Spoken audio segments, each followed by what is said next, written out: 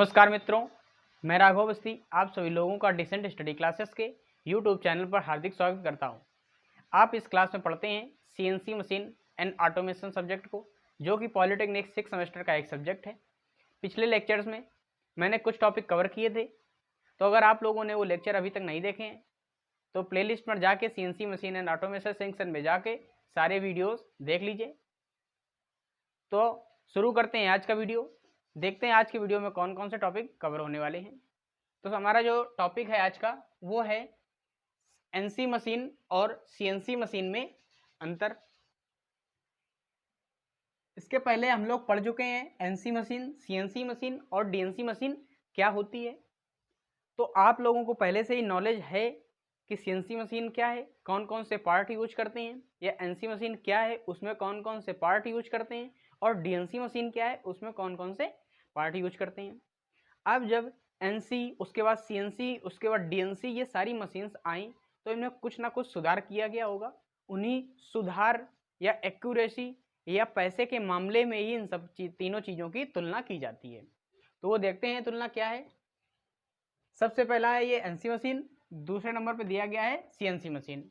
तो इसमें जो सबसे पहला अंतर है वो है एनसी मशीन के अंतर्गत इधर देखेंगे और सीएनसी मशीन के अंतर्गत हम ये राइट साइड में देखेंगे। तो एनसी मशीन क्या है, इसमें इनपुट पंच टेप की मदद से किया जाता है। क्या चीज़? सीएनसी मशीन मैंने जब पढ़ाई थी तो उसमें बताया था कि इसमें जो भी हमें इंस्ट्रक्शन देते हैं वो एनसी मशीन के लिए इनपुट का काम करता है। तो जो हम लोग इंस्ट्रक्शन देते हैं वो जो मशीन सीएनसी मशीन होती है वो पंच टेप की मदद से उसे अपने अंदर संग्रहित करती है। तो उसे हम लोग क्या बोलते हैं? पंच टेप की मदद से अंदर किया जाता है या संग्रहित किया जाता है। सीएनसी में क्या होता है, इसमें सीधे प्रोग्राम को फीड करते हैं। क्या चीज़? इसमें क्या इंस्ट्रक्शन देते हैं टेप रीडर में, इसमें क्या है हम लोग सीधे कीबोर्ड से टाइप करते हैं और जो इसका प्रोग्राम होता है वो अपने अंदर सारे डेटा को कलेक्ट कर लेता है और जो भी इंस्ट्रक्शन होता है उसे फॉलो करता है। तो ये अंतर हो गया पहला। अब दूसरा अंतर देखते हैं। दूसरा क्या है, एनसी मशीन में देखते हैं प्रोग्राम को पंच मैग्नेटिक कार्ड में बदलते हैं। क्या हुआ मतलब इसका कि जो भी हमने प्रोग्राम दिया या फिर जो भी इंस्ट्रक्शन दिए, इंस्ट्रक्शन जब संग्रहित हो जाते हैं पंच टेप में तो जो कंट्रोल यूनिट होती है वो हमारे जो टूल को इंस्ट्रक्शन फॉरवर्ड करती है वो मैग्नेटिक रूप में होता है। तो वही चीज़ है, इसमें पंच मैग्नेटिक कार्ड में बदल देते हैं। इसमें एक कार्ड लगा होता है जिसे हम लोग पंच मैग्नेटिक कार्ड बोलते हैं और जो इंस्ट्रक्शन होते हैं वो सारे पंच मैग्नेटिक में या पंच में उसमें मैग्नेट में बदल जाते हैं और मैग्नेट वेव की तरह कंप्यूटर उसके कंट्रोल यूनिट के द्वारा किसमें पहुंच जाते हैं? मशीन के कटिंग टूल में या फिर टूल में पहुंच जाते हैं। सीएनसी में देख लेते हैं, इसमें सीधे कंप्यूटर में होता है। क्या चीज़? इसमें पंच टेप मैग्नेटिक कार्ड में बदला जाता है, लेकिन इसमें क्या है सीधे हम लोग कंप्यूटर में ही फीड दे देते हैं। जो कंप्यूटर हमारे इंस्ट्रक्शन को सुनता है और उन्हें आगे फॉरवर्ड करता है मशीन के टूल को, डायरेक्ट होता है इसमें। तो ये हो गया। अब हम लोग तीसरा अंतर देख लेते हैं। इसमें जो हमारा तीसरा अंतर है वो है कार्य के दौरान कटिंग पैरामीटर। जैसे कटिंग पैरामीटर कौन कौन से होते हैं? कटिंग स्पीड, फीड हो गई, या जॉब को चेंज करना हो गया, ये सारे क्या हैं? कटिंग के पैरामीटर्स हैं, को बदल नहीं सकते हैं। क्या चीज़? जो हमारी एनसी मशीन होती है इसमें जब प्रोसेस हो रहा होता है या फिर जॉब पे कोई परफॉर्मेंस चल रही होती है तो उस समय हम लोग कटिंग पैरामीटर, जैसे अगर हमें स्पीड बढ़ानी है या कटिंग की डेप्थ बढ़ानी है या जो भी चीज़ हमें बढ़ानी है, जैसे थ्रेडिंग के बाद नर्लिंग करनी है या नर्लिंग के बाद हमें जो भी प्रोसेस करना है, जब तक मशीन को हम लोग क्या स्टॉप या बंद पोजीशन पे नहीं ले आएंगे तब तक हम लोग ये पैरामीटर्स को अप्लाई नहीं कर पाएंगे मशीन पर। ये अप्लाई करने के लिए हम लोगों को सबसे पहले एनसी मशीन को स्टॉप करना पड़ेगा, इलेक्ट्रिसिटी कट करनी पड़ेगी। जब तक एनसी मशीन अपनी प्रारंभिक स्थिति या बंद पोजीशन में नहीं आ जाती तब तक ये सारे इंस्ट्रक्शन हम मशीन को नहीं देंगे। अगर हम लोग क्या करते हैं, मशीन चल रही है उसी समय अगर ये इंस्ट्रक्शन हम लोग मशीन को दे देते हैं तो मशीन के फटने के चांसेस और कटिंग टूल के टूटने के चांसेस भी बढ़ जाते हैं। और अगर मान लीजिए मशीन वो सारा डेटा को सहन कर गई या कटिंग टूल भी सहन कर गया, तो हमारा जो जॉब बनेगा वो एक्यूरेट नहीं बनेगा हमारी आवश्यकता के अनुसार। ये क्लियर है। तो वही चीज़ है कि कटिंग पैरामीटर्स को नहीं बदलेंगे, बंद करने पर ही बदलेंगे। सीएनसी मशीन में क्या होता है, इसमें आसानी से बदला जा सकता है। क्या चीज़, इसमें जो हमारे कटिंग पैरामीटर होते हैं जैसे feed, cutting speed, depth of cut, ये जो सारी चीज़ें होती हैं, अगर मशीन चल रही है उसी समय हम लोग कीबोर्ड पर टाइप करते हैं, इंस्ट्रक्शन देते हैं, उसके माध्यम से इन सारी चीज़ों को हम लोग जॉब के बीच में ही बदल सकते हैं।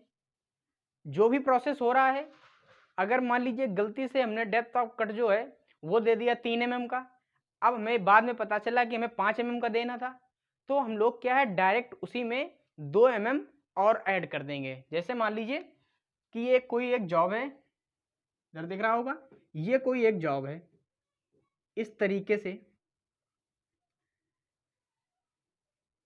ये इस तरीके से थी। पहले हमें यहाँ पर एक ग्रुप काटना था, ठीक है।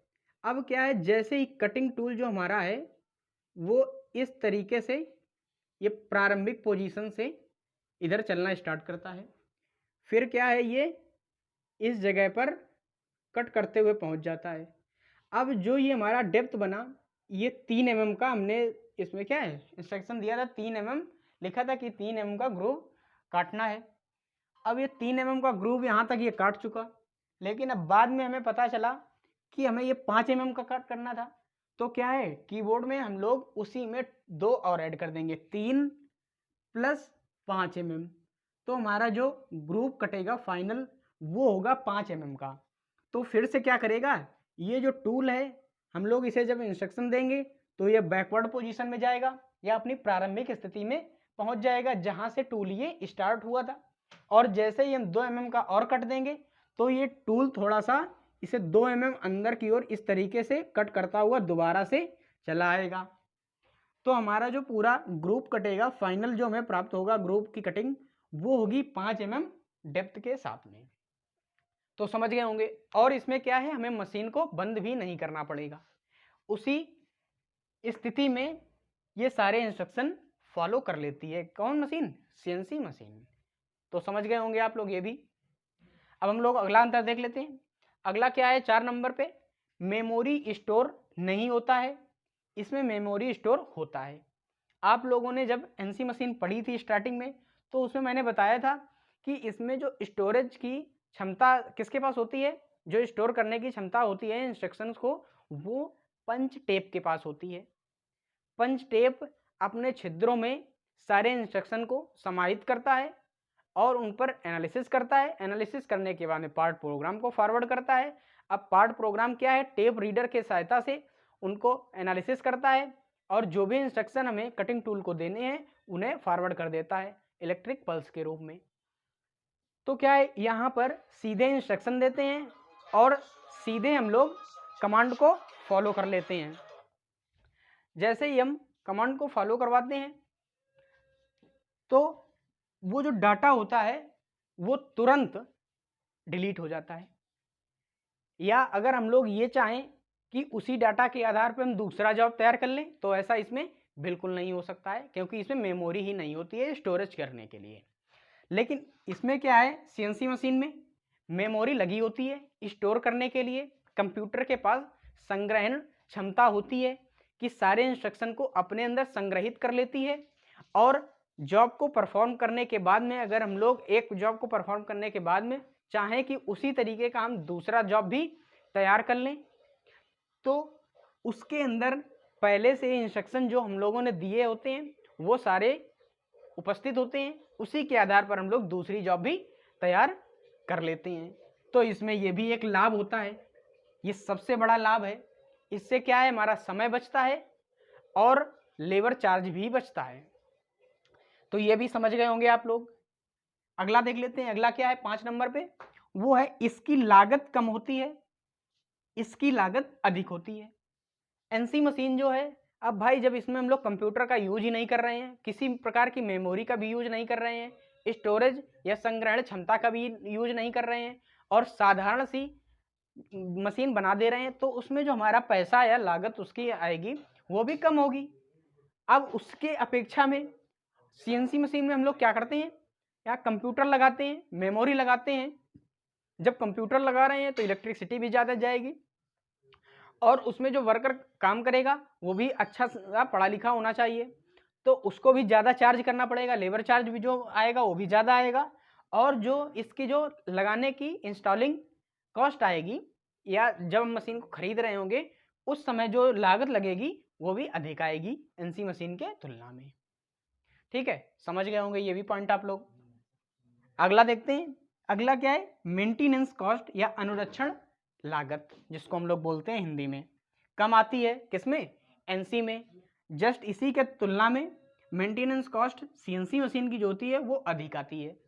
अब क्या है, एनसी मशीन में हम लोग कंप्यूटर का यूज नहीं कर रहे हैं, किसी प्रकार की संग्रहण मेमोरी का यूज नहीं कर रहे हैं, तो भाई उसमें क्या है, मेंटेनेंस चार्ज भी कम आएगा, मेंटेनेंस कम होगा, खराबी ही कम होगी। क्यों, क्योंकि सारे पार्ट ऐसे ही लगे हुए हैं, कोई टेक्निकल टर्म ही नहीं यूज किया गया है जो उसमें टेक्निकल कोई एरर आएगी। जब टेक्निकल एरर नहीं आएगी तो वहाँ पर जो हमारी मेंटेनेंस कॉस्ट होगी या मेंटेनेंस जो होगा वो कम होगा। अगर मेंटेनेंस कम होगा तो उसी की वजह से हमारी जो मेंटेनेंस कॉस्ट आएगी वो भी कम आएगी। जस्ट उसी के अपोजिट क्या है, सीएनसी मशीन है। अब सीएनसी मशीन में हम लोग क्या करते हैं, संग्रहण मेमोरी का यूज करते हैं, कंप्यूटर का यूज करते हैं। अब क्या है, इसमें अत्यधिक टेक्निकल टर्म्स यूज होते हैं, मतलब टेक्निकल पार्ट यूज होते हैं। अब इसमें छोटी छोटी एरर आती ही रहती हैं। कंप्यूटर में कोई टेक्निकल फॉल्ट आ जाती है तो कभी टूल में आ जाती है, तो इन सब की वजह से इसका मेंटेनेंस भी हमें अधिक करना पड़ता है। जब हमें मेंटेनेंस अधिक करना पड़ेगा तो मेंटेनेंस कॉस्ट भी अधिक आएगी, जाहिर सी बात है। तो ये पॉइंट भी आप लोग अच्छे से समझ गए होंगे। अब हम लोग देख लेते हैं अगला पॉइंट क्या है। हमारा जो अगला पॉइंट है एनसी मशीन के संदर्भ में वो है एक्यूरेसी कम होती है, सीएनसी मशीन के संदर्भ में है एक्यूरेसी अधिक होती है। क्या चीज़, इसके जो काम करने की कैपेसिटी होती है या कितना काम सही हो रहा है, जो हमारी जॉब बन रही है वो एक्यूरेट बन रही है या नहीं बन रही है, वो एनसी मशीन में कम होती है। उसी के अपोजिट क्या है, सीएनसी मशीन में एनसी मशीन से अधिक होती है। बल्कि क्या है, अभी डीएनसी मशीन पढ़ेंगे, डीएनसी मशीन से इसमें भी कम होती है, लेकिन यहाँ पर हम लोग तुलना कर रहे हैं एनसी और सीएनसी की, तो एनसी की तुलना में इसकी एक्यूरेसी अधिक होती है सीएनसी की। ये भी समझ गए होंगे। अब हम लोग अपना लास्ट पॉइंट देखते हैं। लास्ट क्या है, ज़्यादा समय लगता है किसमें, एनसी मशीन में। इसमें क्या है, कम समय लगता है। ये समय से मतलब क्या है, समय से मतलब हमारा है जॉब तैयार करने में लगा समय या फिर raw material to final product पहुंचाने के बीच में जो भी समय लगता है उसे हम लोग यहाँ पर क्या बोलते हैं, प्रोग्राम में या फिर पार्ट तैयार करने में लगा समय बोलते हैं। तो एनसी मशीन में क्या है, टेक्निकल टर्म्स ज़्यादा होते नहीं हैं, ठीक है। तो इसमें जब हम लोग इंस्ट्रक्शन देते हैं तो जो हमारा पंच टेप होता है उन इंस्ट्रक्शन को एनालिसिस करने में ही समय लगा देता है। जब उसमें समय लगाता है तो हमारा जो पार्ट है वो भी लेट तैयार होता है।